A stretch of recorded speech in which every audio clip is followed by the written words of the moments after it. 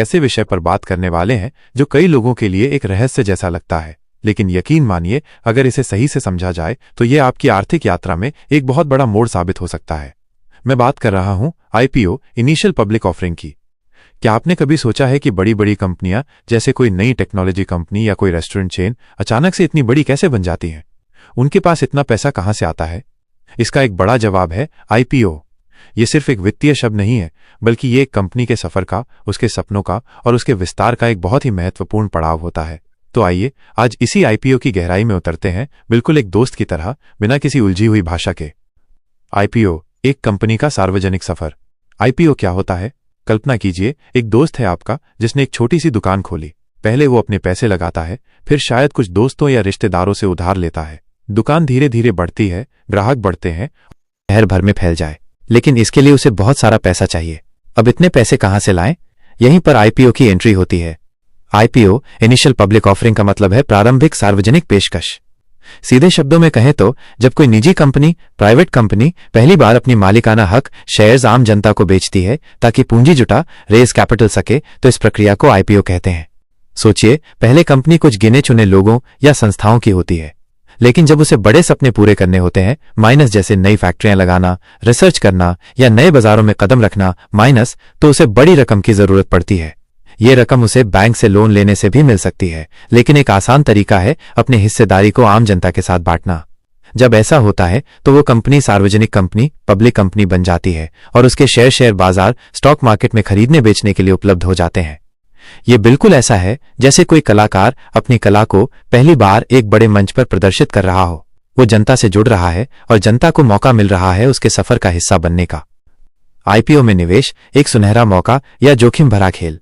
क्यों लाती है कोई कंपनी IPO? कंपनियां IPO क्यों लाती हैं? इसके कई कारण होते हैं। 1. पैसा जुटाना। सबसे बड़ा कारण है पूंजी जुटाना। यह पैसा नए प्रोजेक्ट्स, विस्तार, कर्ज चुकाने या नई टेक्नोलॉजी खरीदने में इस्तेमाल होता है। 2. ब्रांड वैल्यू बढ़ाना। जब कोई कंपनी सार्वजनिक होती है तो उसकी विश्वसनीयता और पहचान बढ़ती है। लोग उसके बारे में ज्यादा बात करते हैं, मीडिया में कवरेज मिलती है, जिससे उसकी ब्रांड वैल्यू बढ़ती है। 3. कर्मचारियों को फायदा। कंपनियां अपने कर्मचारियों को भी शेयर ऑफर करती हैं, जिससे वे कंपनी की सफलता का हिस्सा बन सकें। यह कर्मचारियों को प्रेरित करता है। 4. मौजूदा निवेशकों को बाहर निकलने का मौका। जो शुरुआती निवेशक या प्रमोटर होते हैं, उन्हें अपने निवेश को भुनाने का एक अवसर मिलता है। IPO में निवेश क्यों करें? अब बात करते हैं हमारे लिए इसमें क्या है। IPO में निवेश करना कई बार एक रोमांचक मौका हो सकता है। शुरुआती बढ़त का फायदा। अक्सर IPO में शेयर उस कीमत पर मिलते हैं जो लिस्टिंग के बाद बढ़ सकती है। अगर कंपनी अच्छी है और उसका भविष्य उज्जवल है तो आपको लिस्टिंग गेन मिल सकता है, यानी शेयर लिस्ट होते ही उनकी कीमत बढ़ जाती है। लंबी अवधि में विकास का हिस्सा। आप एक ऐसी कंपनी में निवेश कर रहे हैं जो अभी अपनी यात्रा के शुरुआती या मध्य चरण में है। अगर वो कंपनी सफल होती है तो आपके निवेश की कीमत भी कई गुना बढ़ सकती है। आप उस कंपनी के विकास के सफर के साक्षी बनते हैं। पोर्टफोलियो में विविधता। IPOs आपको अपने निवेश पोर्टफोलियो में नई कंपनियों और सेक्टर्स को शामिल करने का मौका देते हैं। IPO में कैसे निवेश करें? तो अब जब हम समझ गए हैं कि IPO क्या है और ये क्यों महत्वपूर्ण है, आइए जानते हैं कि इसमें निवेश कैसे करें। यह कोई रॉकेट साइंस नहीं है, बस कुछ आसान स्टेप्स को फॉलो करना होता है। 1. डीमैट और ट्रेडिंग अकाउंट। सबसे पहले और सबसे जरूरी चीज है एक डीमैट अकाउंट और एक ट्रेडिंग अकाउंट। डीमैट अकाउंट ये एक डिजिटल तिजोरी की तरह है जहां आपके शेयर इलेक्ट्रॉनिक रूप में रखे जाते हैं। जैसे आपके बैंक अकाउंट में पैसे होते हैं, वैसे ही डीमैट अकाउंट में शेयर होते हैं। ट्रेडिंग अकाउंट ये वो गेटवे है जिससे आप शेयर खरीद और बेच सकते हैं। यह आपके डीमैट अकाउंट और बैंक अकाउंट के बीच का पुल है। आप किसी भी रजिस्टर्ड ब्रोकर के पास ये अकाउंट खुलवा सकते हैं। आज के समय में कई ऑनलाइन ब्रोकर हैं जो ये प्रक्रिया बहुत आसान और पेपरलेस बना देते हैं। 2. रिसर्च। यह सबसे महत्वपूर्ण कदम है और यहीं पर आपकी सूझबूझ काम आती है। किसी भी IPO में आंख बंद करके निवेश न करें। कंपनी को समझे, कंपनी करती क्या है, उसके प्रोडक्ट्स या सेवाएं क्या है, उसका बिजनेस मॉडल क्या है, क्या उसकी ग्रोथ की संभावना है। फाइनेंशियल चेक करें, कंपनी के पिछले कुछ सालों के वित्तीय आंकड़े देखें, मुनाफा, राजस्व, कर्ज। ये सब आपको कंपनी के prospectus, red herring prospectus -RHP में मिल जाएगा, जो कि सेबी की वेबसाइट पर भी उपलब्ध होता है। मैनेजमेंट टीम, कंपनी को कौन चला रहा है, क्या उनके पास अनुभव है। जोखिम और प्रतिस्पर्धा, कंपनी के सामने क्या जोखिम है, उसके प्रतियोगी कौन है। बाजार की स्थिति, क्या बाजार अभी IPO के लिए सही है। यह बिल्कुल ऐसा है जैसे आप किसी के साथ दोस्ती करने से पहले उसके बारे में जानना चाहते हैं। अगर आप अच्छे से रिसर्च करेंगे तो आपके सफल होने की संभावना बढ़ जाएगी। 3. आईपीओ की जानकारी लें। जब कोई कंपनी आईपीओ लाती है तो उसकी सारी जानकारी उपलब्ध होती है। ओपनिंग और क्लोजिंग डेट, आईपीओ कब खुलेगा और कब बंद होगा। प्राइस बैंड, कंपनी एक कीमत का दायरा जैसे 100 रुपए माइनस 105 रुपए प्रति शेयर तय करती है, जिसके भीतर आप बोली लगा सकते हैं। लॉट साइज, आपको कम से कम कितने शेयर खरीदने होंगे।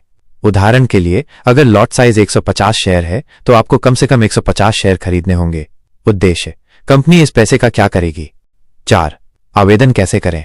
एएसबीए और यूपीआई, आजकल आईपीओ में आवेदन करना बहुत आसान हो गया है। मुख्यतः 2 तरीके हैं। ASBA application supported by blocked amount, यह सबसे आम तरीका है।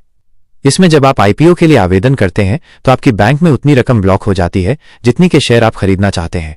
अगर आपको शेयर मिलते हैं तो ही वो रकम कटती है, वरना अनब्लॉक हो जाती है। आपको अपनी नेट बैंकिंग में लॉग इन करके आईपीओ या एएसबीए सेक्शन में जाना होगा। यूपीआई यूनिफाइड पेमेंट्स इंटरफेस, यह तरीका और भी आसान है।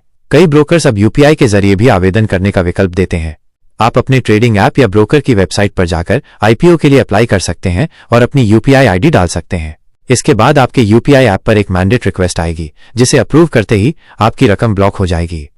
आवेदन करते समय आप या तो कट ऑफ प्राइस बैंड का सबसे ऊपरी हिस्सा पर बोली लगा सकते हैं, जिससे अलॉटमेंट मिलने की संभावना बढ़ जाती है, या आप अपनी पसंदीदा कीमत पर बोली लगा सकते हैं, बशर्ते वो प्राइस बैंड के भीतर हो। 5. अलॉटमेंट और लिस्टिंग, आवेदन बंद होने के बाद शेयरों का अलॉटमेंट होता है। अगर आईपीओ ओवर सब्सक्राइब होता है, यानी खरीदने वाले ज्यादा होते हैं, शेयर कम, तो आपको लॉटरी सिस्टम से शेयर मिलते हैं। अगर आपको शेयर मिलते हैं तो आपके डीमैट अकाउंट में क्रेडिट हो जाएंगे। कुछ दिनों बाद शेयर बाजार में लिस्ट हो जाते हैं। यहीं पर असल खेल शुरू होता है। अगर शेयर लिस्टिंग के दिन ऊपर चढ़ते हैं तो आप तुरंत मुनाफा कमा सकते हैं, लेकिन अगर नीचे आते हैं तो आपको नुकसान भी हो सकता है। जोखिम और सावधानियां, यह कहना गलत नहीं होगा कि आईपीओ में निवेश एक रोमांचक मौका हो सकता है, लेकिन इसमें जोखिम रिस्क भी होता है। अस्थिरता, आईपीओएस अक्सर लिस्टिंग के शुरुआती दिनों में बहुत अस्थिर वॉलेटाइल होते हैं। शेयर की कीमत तेजी से ऊपर नीचे हो सकती है। जानकारी का अभाव, कई बार नई कंपनियों के बारे में पर्याप्त ऐतिहासिक डेटा उपलब्ध नहीं होता, जिससे उनका सही मूल्यांकन करना मुश्किल हो सकता है। जरूरी नहीं कि हमेशा मुनाफा हो, हर आईपीओ से लिस्टिंग गेन मिलेगा, ऐसा जरूरी नहीं है। कई बार शेयर लिस्टिंग के दिन ही नीचे आ जाते हैं। ओवर हाइप, कभी कभी कंपनियों को जरूरत से ज्यादा हाइप मिल जाती है, जिससे निवेशक बिना सोचे समझे निवेश कर देते हैं। इसलिए हमेशा अपनी जोखिम सहनशीलता, रिस्क एपेटाइट को ध्यान में रखें। कभी भी उतना पैसा निवेश न करें जिसे खोने से आपको परेशानी हो। निष्कर्ष, दोस्तों, आईपीओ एक कंपनी के लिए विकास का एक नया अध्याय है और हम जैसे निवेशकों के लिए यह एक अवसर है उस विकास का हिस्सा बनने का। यह सिर्फ पैसे बनाने का जरिया नहीं है, बल्कि ये बाजार को समझने, कंपनियों के सफर को करीब से देखने और अपनी आर्थिक स्वतंत्रता की ओर एक कदम बढ़ाने का भी एक माध्यम है। याद रखिएगा, निवेश का सीधा सा नियम है माइनस ज्ञान और धैर्य। अच्छी तरह से रिसर्च करें, समझदारी से निवेश करें और अपने फैसलों पर विश्वास रखें। कभी कभी मौके गंवाने से भी बेहतर होता है गलत निवेश से बचना। मुझे उम्मीद है कि इस बातचीत से आपको आईपीओ के बारे में काफी कुछ समझ आया होगा। क्या आपके मन में कोई और सवाल है या आप किसी खास आईपीओ के बारे में जानना चाहते हैं? मैं आपके सवालों का जवाब देने के लिए यहां हूं।